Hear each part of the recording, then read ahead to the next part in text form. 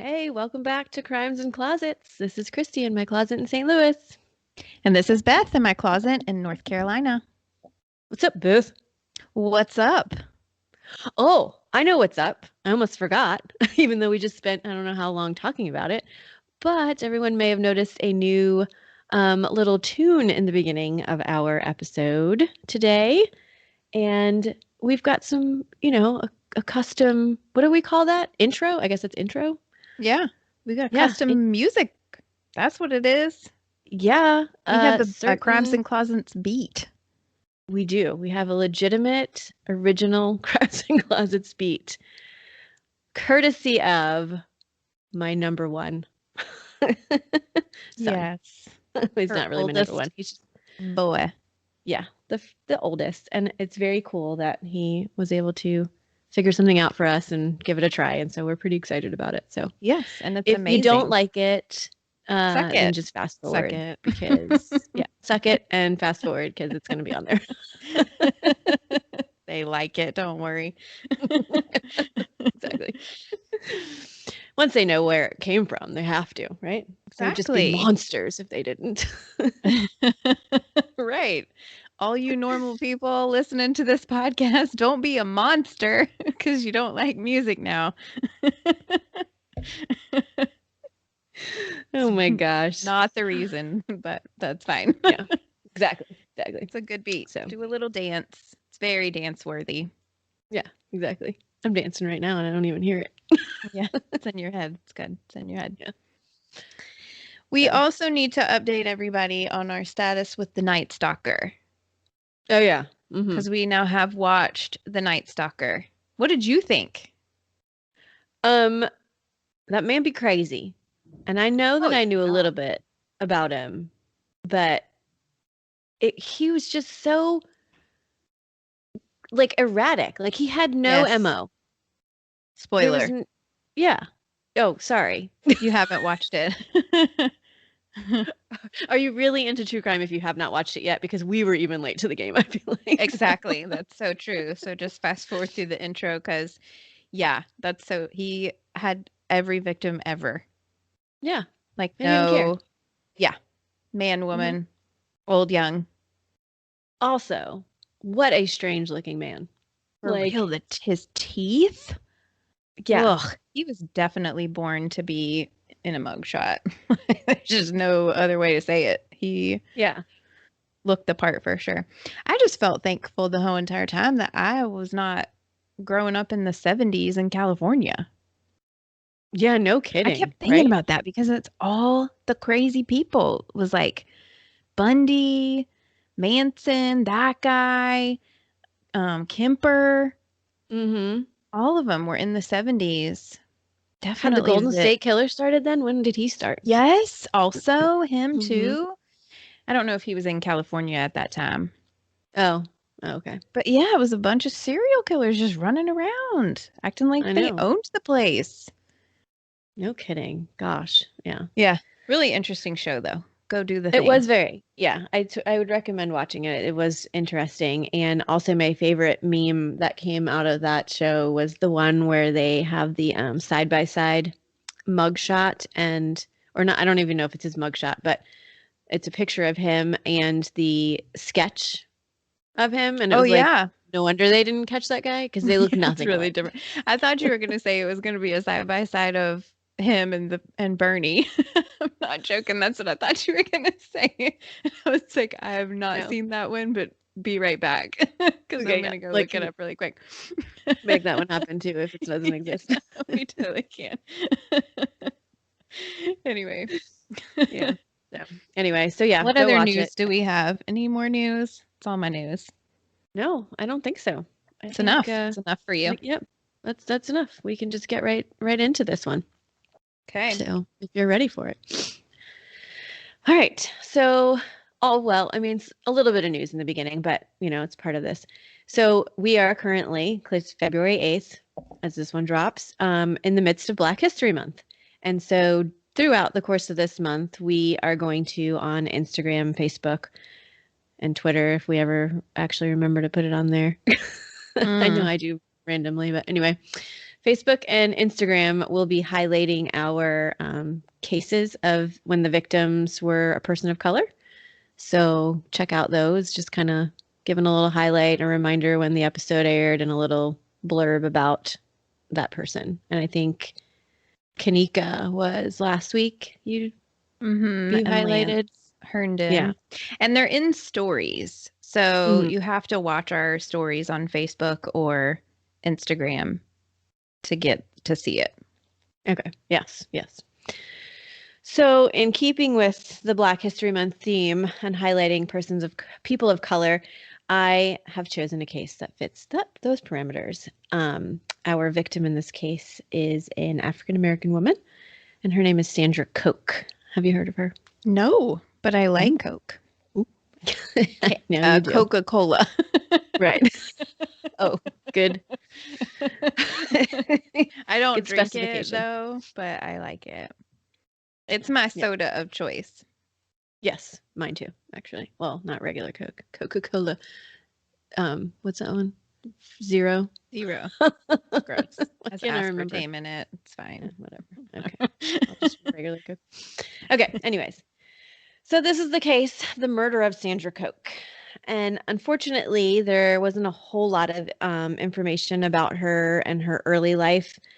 So I kind of pieced things together based on the research that I did. And so she was born August 2nd, 1963. She spent some of her childhood in Ohio, and I only know that because an interview of a friend of hers from childhood stated that. But other than that, I did not know, wouldn't have known she was from there. And I'm not sure where she went to college, school, all that stuff. And at some point, I know that she moved to California and to Alabama and then back to California, at least based on the stuff that I'll kind of piece it all together as I'm going through the story. But that's my belief, is that somewhere along the line, she was in California, Alabama, and then California again. And so if I'm incorrect on that, it's because I could not find jack about her before all of this. And if you know, tell us, because we like that. For sure. Like, I'm not trying to report on stuff that, I don't know about. And so if you know something, please feel free to let us know and we'll update it. But so I know that she was in California in the 90s for work, and that she was in Alabama for a year in 1995. And I'm speculating when I say this because I believe she worked for the Federal Public Defender's Office in Sacramento in the early 1990s. In 1995, I know this, she moved to Montgomery, Alabama to work for the Equal Justice Initiative. And she was only there for a year. And I only know all this because they posted this long description kind of her and when she went missing and all that, and just this nice little blurb about her and her time there. So that's the only reason I know any of that. She investigated the life histories of death row prisoners to uncover evidence to help them win new trials or sentence hearings. Wow. Yeah, very cool, I think. And according to her coworkers on a post that this post I mentioned, she was full of joy, charisma, and had an infectious laugh. And this I'm taking straight from the website. I'm quoting it. Sandra uplifted everyone around her. She would hug you, encourage you, charm you, comfort you, or help you whenever it seemed like you needed it. She was a remarkable human being who inspired people in a way that is impossible to forget. When she returned to the Bay Area to work with the defenders and continued her work there, we knew that she would continue to do amazing work to help poor and disadvantaged. And she did. So, nice little. And they went into more detail too. But I mean, that was pretty much said it all right there. So around 1996, she moved back to California, where she again, I think, worked for the Federal Public Defender's Office in Sacramento. She lived in North Oakland, which it's about an hour and 20 minutes away from Sacramento. So, however, which seems a little far, to work an hour and 20 minutes away from where you live.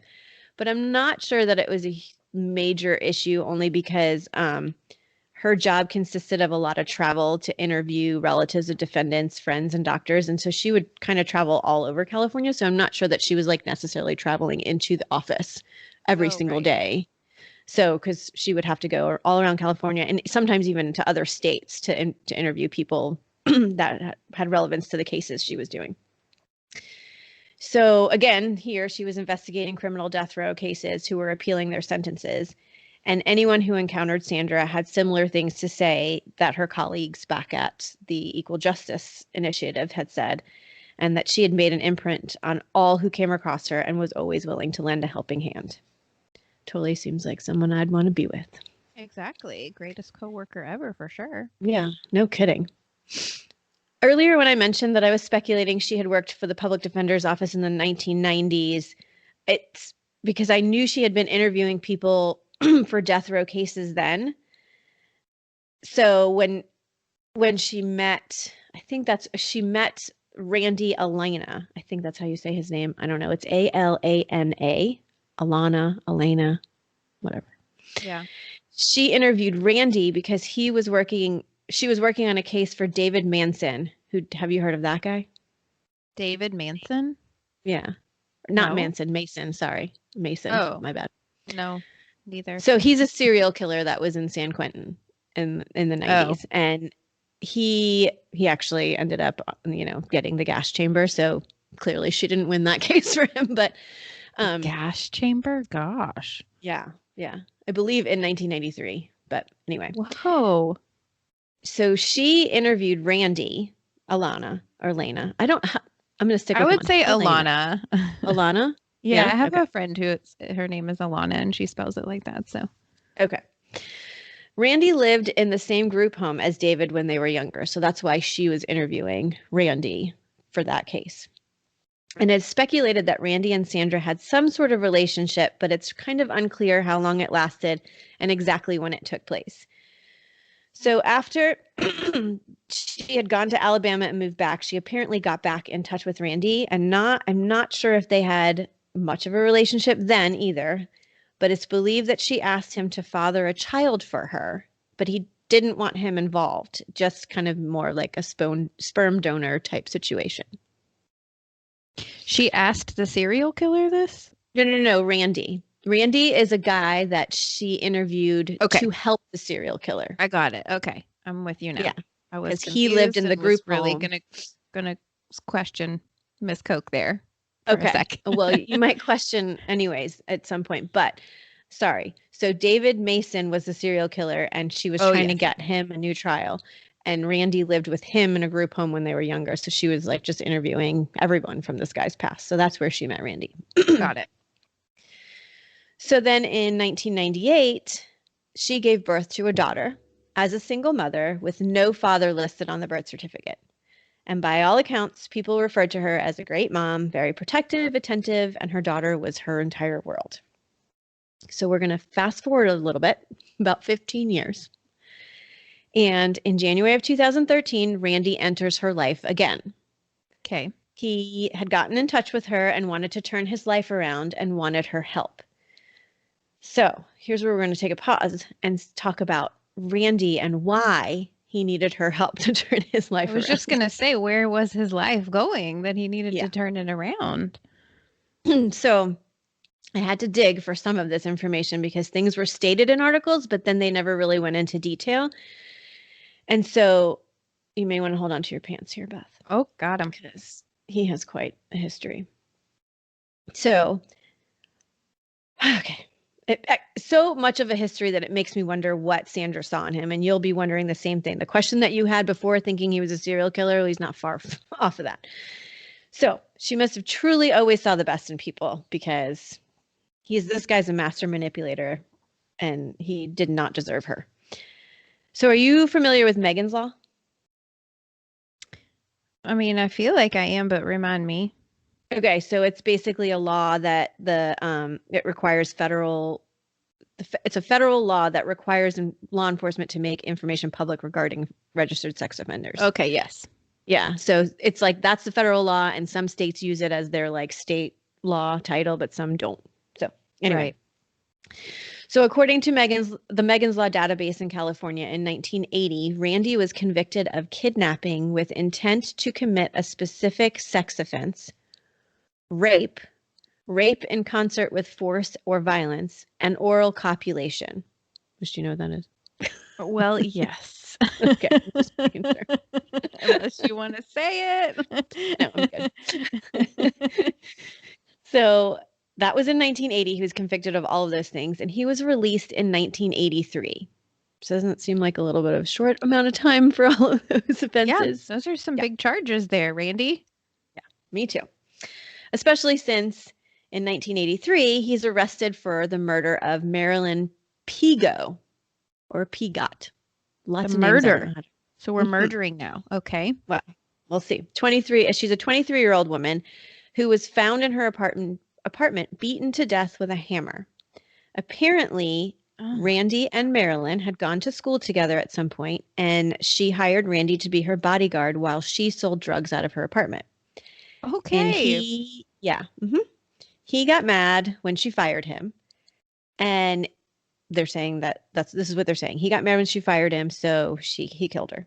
He went to trial, and most of the evidence was circumstantial, and they could not definitively link him to the murder. So his first trial ended in a hung jury with a 9-3 vote to convict him.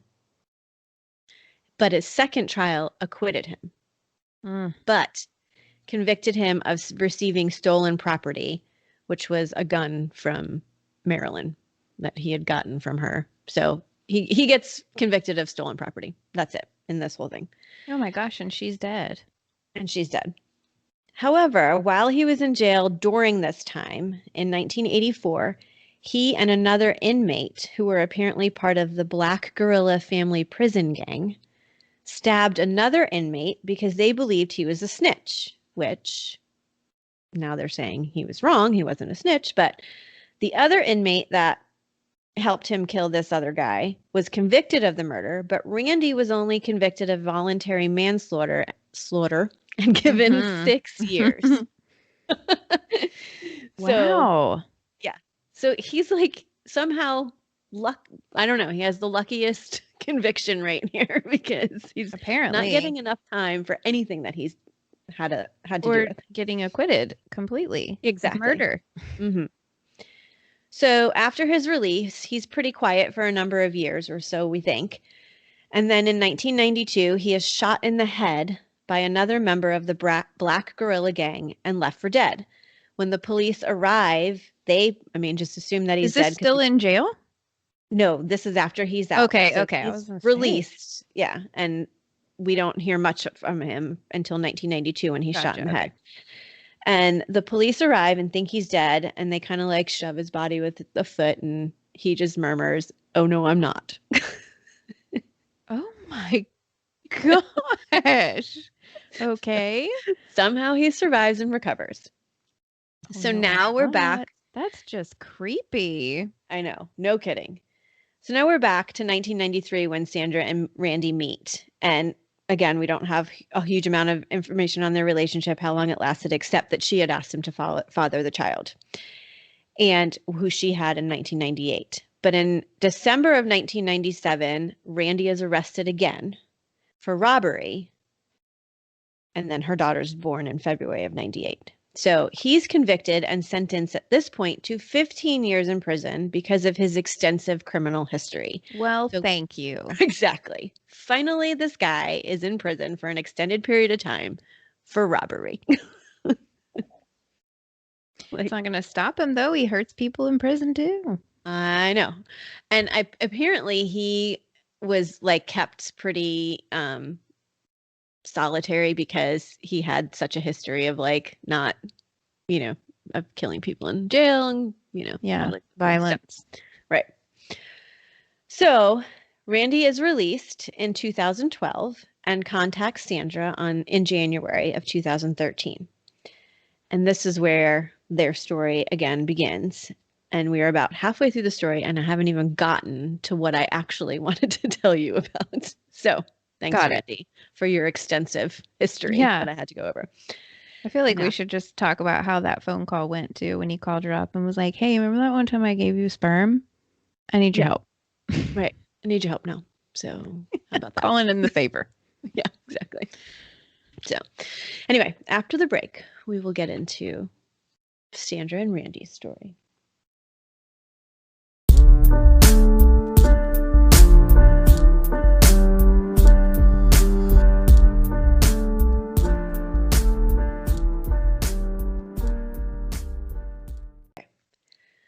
So here we have Sandra and Randy back in contact again. Again, unclear as to what kind of relationship they have, but speculation on whether she was helping him get his life, and there's speculation on whether or not she was helping him get his life back together. He states later on that they were romantic and planning to get married, but I'm not really sure that I believe that, being that she knows how much of that history he has and how smart of a woman she is. Like, I feel like she's finally like, no, we're not going there. I don't know. Sometimes smart girls like the bad boys. Yeah, I guess it's but possible. He's really bad. Yeah, he's awful. Awful. Yeah. So Randy got out of prison, and according to a nephew, he had picked him up from jail and brought him to a hotel. And he wouldn't give him any money because he was afraid he was going to waste it on drugs, and had pretty much limited contact with him. Another nephew said he gave him some money over the months, which amounted to about $400.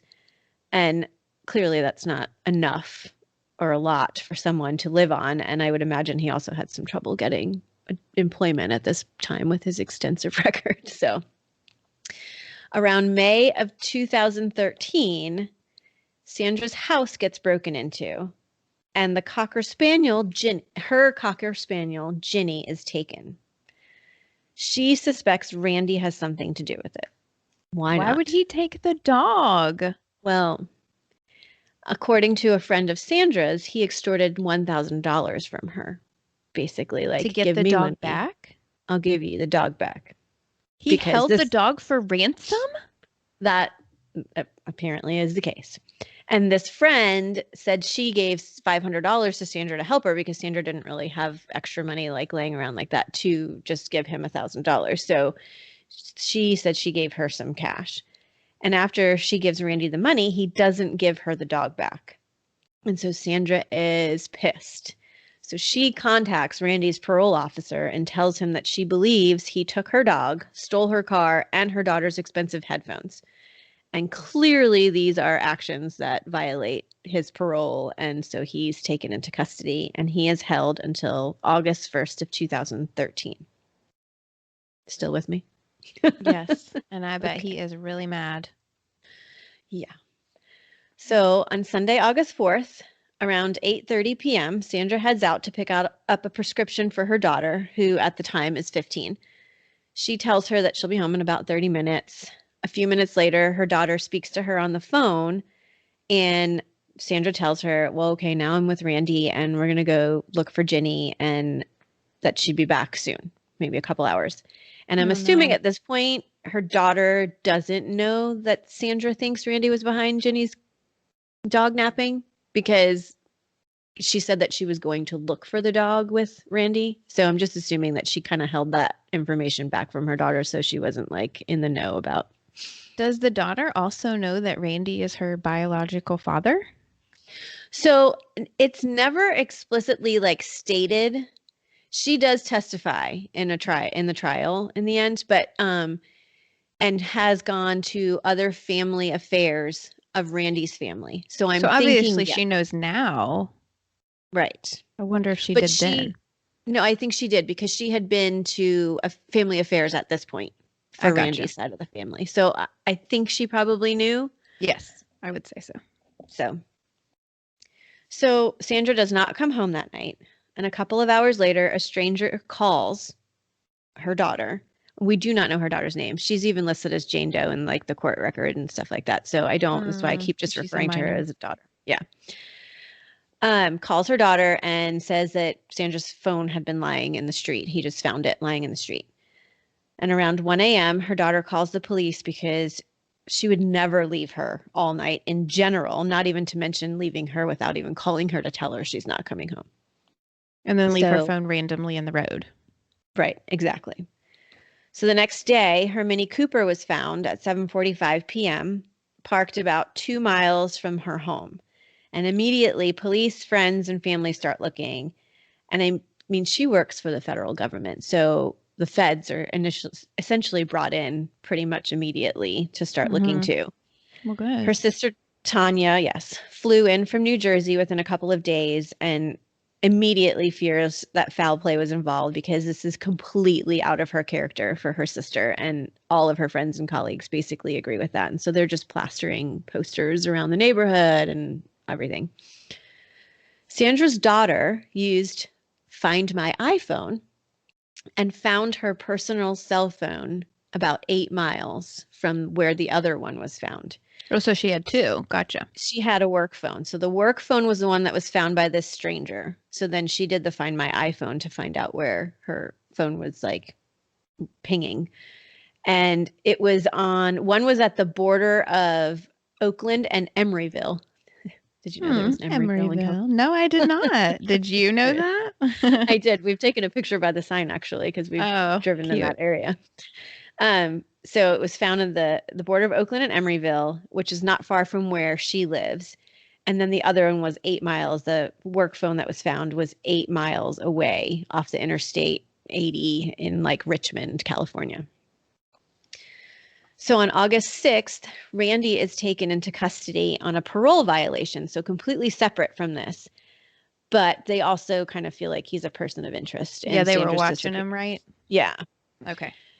And initially it was unspecified what parole violation it was, but then later I found that he had failed to comply with registration requirements, didn't charge his GPS tracker, and therefore failed to participate in the monitoring program. And when they took him into custody, he was in possession of Sandra's car keys and a credit card, which he stated she let him use the car and told him to go get some money out of the bank for himself. Which we all know, a bunch of crap. So on Thursday, August 8th, there's a massive search in Vallejo, California, which is about 30 minutes north of where she lives.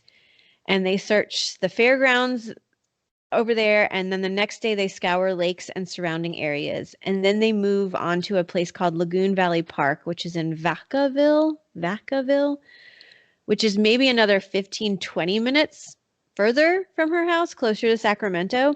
So at this point, when I'm reading all of these things, I'm super confused because I have zero clue why they are progressing their search in this direction, except for the fact that she works in Sacramento. So are they kind of like tracing how she would go to work? I don't know.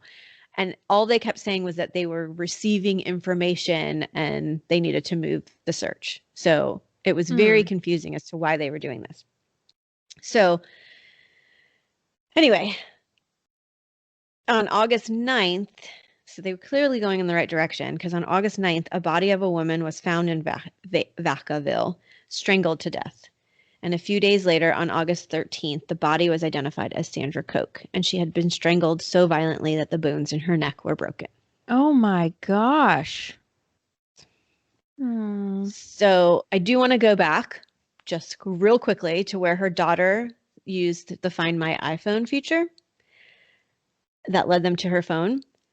However, she also looked at the history and could see that there was some erratic behavior the night that she went missing, and it was like zigzagging all over the place from Vallejo to Vacaville and back again. And so this is where I realized that the information they were getting was probably from that. You know, that's why they were going there. It was like they were following, oh, she was here at this time, then she moved here, then the phone moved here, then the phone. So I think it's never stated, but I think that's why they did the search the way they did it. So the search seems erratic because the pings were. Yes, exactly. So, and I mean, I'm not positive, but I'm just guessing that that's why they did it in that order. So her daughter clearly learned some of Mama's investigation skills when she did that. And she's actually, I think, credited for like help getting the search started because she did the whole Find My iPhone stuff and whatnot. Wow. So the only thing linking Randy to Sandra that night was that her daughter stated Sandra called her and told her she was with him searching for the dog. And then there was a couple of other witnesses that said they saw those two together, a gas station or whatnot. But there was really no other evidence. They knew they could only hold him for about 180 days on a parole violation, so they needed to get their stuff together in order to arrest him. And on October 17th, he ended up getting arrested on suspicion of murder vehicle theft, and grand theft, and the next day he was formally charged with all of those. November 13th, there was a preliminary hearing, and he was ordered to stand trial, and his trial began in March of 2015 and concluded in May of 2015, during which the prosecution presented evidence from cell phone records, surveillance footage, which shows him in her car buying a beer late the night of her disappearance. Well, that is evidence. Yes. Yeah. Yeah. I mean, he's in her car. Yes, he has her car and her phone. Yeah, exactly. 2 of his former cellmates testified that he had said, although he assaulted many women in the past, things did not look good for him this time. And so they testified against him in the trial. Wow. And there was also a recording of a phone call that Randy made to Sandra from jail in May when she reported him to his parole officer. And he ended up in jail from May to like August, right? A couple days before she went disappearing. And he was filled with rage in this phone call and even said he wished that she would die. And then days after she does. And yes, exactly. And well, he made this phone call in May and then he gets released in August. Yeah. And days after she dies. So Randy does not deny that this phone call happened because clearly they have a recording of it. So he can't. But he says that people always say things when they are angry that they don't actually mean, which I get. But I'm sorry. When you Randy Alana, I think you mean it when you're saying that stuff. Yeah, he's a nasty man. So a homeless woman also testified that the night of her disappearance, Randy picked her up in Sandra's car and took him to a motel where they both smoked crack and she performed oral sex on him. Wow. So, okay. Yeah. So clearly he had... You gotta love a random homeless person being shoved in there. And just in case you wanted a twist, let's talk about this homeless lady. Yeah, and some crack. So if that wasn't enough, Randy took the stand in his case, which I don't think that most of the time defense lawyers kind really of bad idea. Oh my gosh. It's one of my favorite things though. It really is. Yes. And I mean, he didn't really say anything like that crazy, but okay, so this is what he said. He stated that night, the 2 of them followed someone who claimed to have information about Ginny, the dog, which clearly doesn't make sense when she believes he's the one that has the dog, but whatever. So they follow these people that they believe have the dog. They follow him to a crack house in Richmond. So he went into the crack house to smoke while Sandra stayed outside to talk to these 2 individuals that had her dog. And she was just like, that's cool. Yeah. Yeah, that's fine. Cool. Go smoke do that. some crack. Yeah, I'm going to deal with the dog. You just go smoke it up. Fine, I got this. So when he came out, she gave him the car keys and the debit card and told him to go get the money from the ATM that she would have to give these people to get her dog back. And when he came back, she was gone, and he just assumed she was taken and murdered by these 2 identified people. Oh, okay. So then he was go smoking pick up crack. a homeless lady and smoke some more crack and have oral sex because she's missing and you have no idea where she is. Winner. Like, that's what you do? Yeah. So after all of the testimony and closing arguments, the jury deliberated for about 2 hours and came back with a guilty verdict. So he was facing 96 years in prison at this point. Whoa. Yeah. No more measly sentences now. Yeah, no kidding. You finally did it, Randy. You got it. He was sentenced a couple weeks later on June 18, 2015 to 131 years in prison. And the judge, right before declaring that sentence, said that he was a black hole that sucks the life out of anything positive. And he also called him a creepy manipulator who told a tsunami of lies.